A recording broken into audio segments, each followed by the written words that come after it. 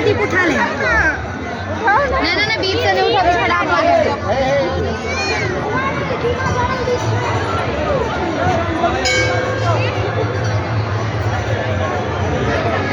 भाई अरे मनीष उधर तेल डालल है, तेल बचलो है।